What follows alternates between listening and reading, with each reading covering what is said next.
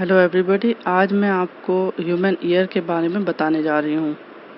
Human ear एक sense organ होता है जिसके दो फंक्शन होते हैं। एक तो होता है हियरिंग और दूसरा होता है बॉडी के बैलेंस को मेंटेन करने का। ह्यूमन ईयर 3 मेजर सेक्शंस में डिवाइडेड होता है। पहला है आउटर ईयर, दूसरा middle ear and third one is inner year.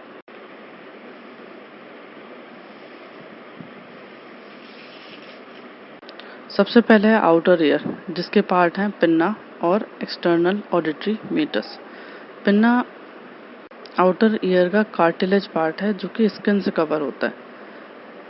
Pinna का फोल्डेड पार्ट कहलाता है हेलिक्स और सॉफ्ट पार्ट जिसमें कोई कार्टिलेज नहीं होती, जो कि पिन्ना के लोअर एंड में होता है, उसको बोलते हैं लोब्यूल।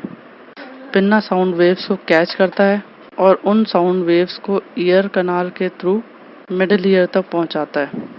एक्सटर्नल ऑडिटरी कनाल एक ट्यूबुलर पैसेज होता है जिसकी इंटरनल लाइनिंग में टाइनी हेयर्स होता है और सिरोमिनस ग्लैंड्स होते हैं। सिरोमिनस ग्लैंड्स मॉडिफाइड स्वेट ग्लैंड्स होते हैं जो कि एक सॉफ्ट येलो पीले कलर का वैक्स रिलीज करते हैं जिसको बोलते हैं सिरोमिन।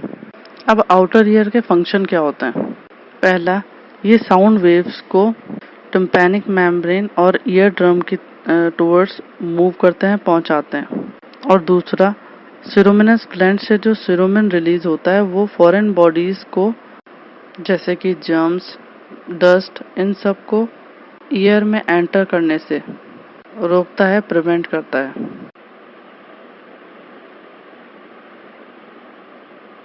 अब दूसरा हम बात करेंगे मिडिल ईयर के बारे में। मिडिल ईयर के 3 पार्ट होते हैं: टिम्पैनिक मेम्ब्रेन, टिम्पैनिक कैविटी और ईयर ऑसिकल्स। टिम्पैनिक मेम्ब्रेन एक थिन और सेमी ट्रांसपेरेंट मेम्ब्रेन होती है जिसको ईयर ड्रम भी कहते हैं। टिम्पैनिक मेम्ब्रेन टिम्पैनिक कैविटी और एक्सटर्नल ऑडिटरी मीटर्स के बीच में एक मेम्ब्रेन होती है जो कि इन दोनों को अलग करती है। टिम्पैनिक मेम्ब्रेन आगे से थोड़ी ब्रॉड और वाइड होती है। अब दूसरा पार्ट है टिम्पैनिक कैविटी। टिम्पैनिक कैविटी में एयर होती है। ये यूस्टेशन ट्यूब के थ्रू नेज़ोफेरिंक्स से कनेक्टेड रहती है। यूस्टेशन ट्यूब टिम्पैनिक कैविटी के एयर प्रेशर को बॉडी के बाहर के एयर प्रेशर के इक्वल रखता है। ईयर ऑसिकल्स 3 स्मॉल बोन्स की एक चेन होती है: मेलियस, इनकप्स एंड स्टेप्स। मेलियस का शेप हैमर जैसा होता है जो कि एक साइड से टिम्पैनिक मेम्ब्रेन से अटैच रहती है और दूसरी साइड से इनकस से। इनकस का शेप एनविल जैसा होता है जो कि स्टेप्स से कनेक्टेड रहता है और स्टेप्स को स्टिरअप भी बोलते हैं, जो कि इनर ईयर के ओवल मेम्ब्रेन से अटैच रहती है। ईयर ऑसिकल्स की लार्जेस्ट बोन मेलियस होती है और स्मॉलेस्ट बोन स्टेप्स होती है। स्टेप्स बॉडी की स्मॉलेस्ट बोन भी कहलाती है। Functions of middle ear. Middle ear में ईयर ऑसिकल्स साउंड वेव्स को एक्सटर्नल ईयर से इंटरनल ईयर के टुवर्ड्स मूव कराती है, पहुंचाती है। ईयर ऑसिकल्स साउंड वेव्स की इंटेंसिटी को 20 टाइम्स इंक्रीज कर देता है, बट फ्रीक्वेंसी चेंज नहीं होती।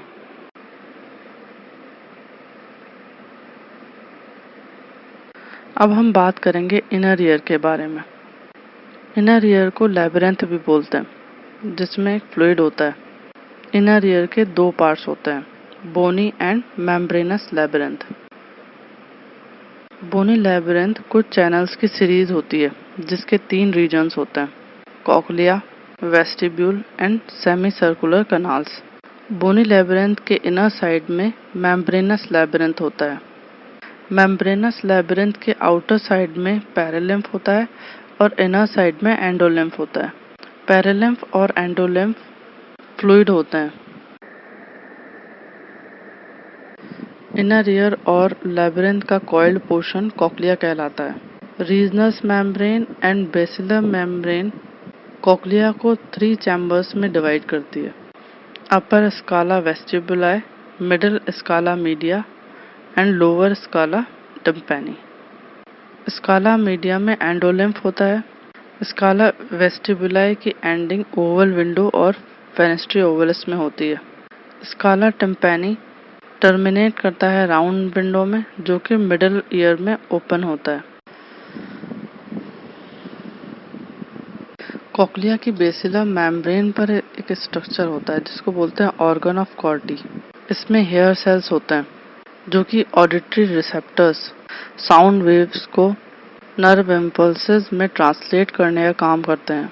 Hair cells organ of Corti के इंटरनल साइड में रो में होते हैं।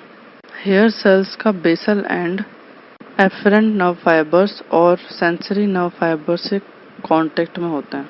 हेयर सेल्स के एपिकल पार्ट पर कुछ प्रोसेस होते हैं, उनको बोलते हैं स्टीरियोसीलिया। हेयर सेल्स की रोज पर एक थिन इलास्टिक मेम्ब्रेन होती है जिसको बोलते हैं टेक्टोरियल मेम्ब्रेन। बॉडी बैलेंस और पोस्चर को मेंटेन करने के लिए इनर ईयर में एक कॉम्प्लेक्स सिस्टम होता है जिसको बोलते हैं वेस्टिब्युलर एपैरेटस। ये पार्ट कॉक्लिया के ऊपर होता है। वेस्टिब्युलर एपैरेटस में 3 सेमी सर्कुलर कनाल्स और ऑटोलिथ्स होते हैं। Anterior semi circular canal detect करता है फॉरवर्ड और बैक हेड मूवमेंट को, जैसे कि nodding. Posterior semi circular canal detect करता है head tilt like tipping the head towards the shoulders, और हॉरिजॉन्टल कनाल डिटेक्ट करता है हेड के हॉरिजॉन्टल मूवमेंट को, जैसे कि swivelling the head side to side. Bony canal के पैरेलल में मेम्ब्रेनस कनाल्स होती हैं। कनाल्स की बेस सोलन होती है जिसको बोलते हैं एम्प्यूला। इसमें क्रिस्टी एम्प्यूलरिस एक प्रोजेक्टिंग रिज होता है जिसमें हेयर सेल्स होते हैं। सैक्यूल और यूट्रिकल ऑटोलिथ ऑर्गन्स होते हैं। सैक्यूल और यूट्रिकल में एक प्रोजेक्टिंग रिज होता है जिसको बोलते हैं मकुला। क्रिस्टा एम्प्यूलरिस और मकुला वेस्टिबुलर एपैरेटस के स्पेसिफिक रिसेप्टर्स होते हैं जो कि रिस्पॉन्सिबल होते हैं बॉडी बैलेंस और पोस्चर को मेंटेन करने के लिए। इनर ईयर के 2 मेन फंक्शन होते हैं, एक तो होता है हियरिंग और दूसरा होता है बॉडी के बैलेंस करना। अब हम बात करेंगे मैकेनिज्म ऑफ हियरिंग, जिसमें हम देखेंगे साउंड वेव्स ब्रेन तक कैसे पहुंचती है। सबसे पहले एक्सटर्नल ईयर साउंड वेव्स को कलेक्ट करता है, जिसमें sound waves external auditory meatus को पास करते हुए टिम्पैनिक मेम्ब्रेन से स्ट्राइक करती है। इससे ईयर ड्रम और टिम्पैनिक मेम्ब्रेन में वाइब्रेशन होता है। इन वाइब्रेशंस को ईयर ऑसिकल्स, मेलियस इनकस और स्टेप्स एम्पलीफाई करती है। ये वाइब्रेशंस ओवल विंडो तक पहुंचती है। इन वेव्स के प्रेशर से कॉक्लिया के स्काला वेस्टिबुलाई के पैरेलल में मूवमेंट होता है। इस मूवमेंट से बेसिलर मेम्ब्रेन में वाइब्रेशन होती है, जिससे ऑर्गन ऑफ कॉर्टी की हेयर सेल्स स्टिमुलेट होती हैं। हेयर सेल्स के स्टिमुलेट होने पर ऑडिटरी नर्व्स इम्पल्सेस को ब्रेन को ट्रांसमिट करती है। इस रूट से साउंड वेव्स ब्रेन तक पहुंचती है।